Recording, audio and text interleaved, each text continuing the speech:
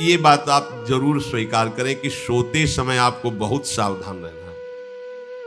और प्रायः गलती सोते समय करते हैं उपासक की कोई प्रपंच की बात याद करते हुए या मोबाइल देखते हुए या कोई गंदी चेष्टाओं का आपकी रात बेकार चली जाएगी।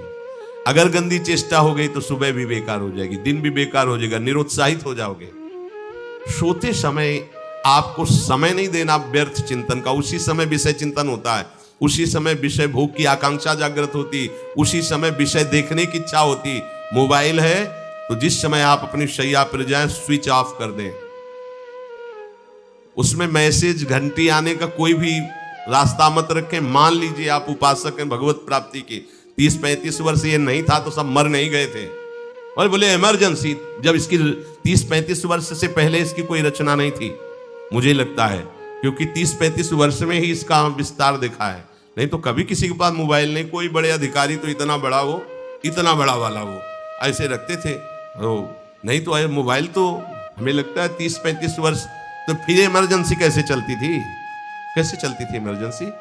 वो आप ब्रह्मा हो क्या कि इमरजेंसी संभाल लोगे? स्विच ऑफ करो। जो सब इमरजेंसी संभालने के लिए तैयार, रात दिन न सोता है, वो हर समय जागृत रहता है, वो हमारा आराध्य देव है। स्विच ऑफ करो, चिंतन लगाओ श्री जी का। ये जो रात्रि के शयन के समय मोबाइल में इधर उधर दृश्य देखने हैं, अपने सर्वनाश का बीज बोना है। मान लो, हमारी प्रार्थना मान लो, ये उस समय मन आपको परेशान करेगा जब कमरे की सिटकिनी अंदर से बंद होगी। सबसे प्रार्थना है रात्रि के शयन के समय। तो बोले फिर ठीक है 10 बजे तक देख लेंगे मोबाइल, इसके बाद शयन के समय भजन कर लेंगे। होगा ही नहीं। क्या तुम देखना चाहते हो? प्रिया प्रीतम के सिवा और कुछ क्या देखना चाहते हो? वो तो सुभग सुंदरी सहज सिंगार, सहज शोभा सर्वांग प्रति सहज रूप वृषभानुनंदिनी। हमारी स्वामिनी जी की सुंदरता छुपाने के लिए आभूषण पहनाए जाते हैं। औरों को तो आभूषण सुंदरता बढ़ाने के लिए। यहां छवि के छिपाए बे को ऐसे के दास होके क्या देखोगे मोबाइल में? क्या देखना चाहते? वासना की क्रीड़ा, और तुम उस क्रीड़ा को देखना चाहते हो? परमार्थ के पथिक हो। देखना है तो प्रभु को देखने की वृत्ति रखो, अन्यथा मूंद लो आंखें। प्यारे, महान फल प्राप्त करोगे।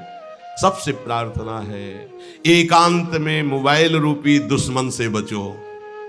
क्योंकि जब आप गंदी बात कहीं देखोगे तो आपके अंदर वैसे ही चिंतन बनेगा, वो ऐसे ही लगेगा मैं भी ऐसा करूं, मैं भी ऐसा भोगूं, मैं भी ऐसा देखूं। मान लीजिए आप, जब हमारे शास्त्र कहते हैं कि पशु पक्षियों के मैथुन को भी नहीं देखना है, अगर ऐसा एक बार दृष्टि पड़े तो मानसिक प्रणाम करके दोबारा दृष्टि ना देना। और आप मोबाइल में ऐसी चेष्टाएं देखोगे, कैसे आप भगवत भजन करोगे? कैसे भगवत प्राप्ति का उद्देश्य रख पाओगे? ये कलयुग की बहुत महीन चाल है कि उसके बिना काम नहीं चलेगा और हम तुम्हें काम से युक्त कर देंगे। इसके बिना काम चलेगा नहीं, तुमको रखना पड़ेगा। और जब तुम इसे रखोगे तो हम काम अपना कर लेंगे। कलयुग ने कहा हम अपनी व्यवस्था बना लेंगे।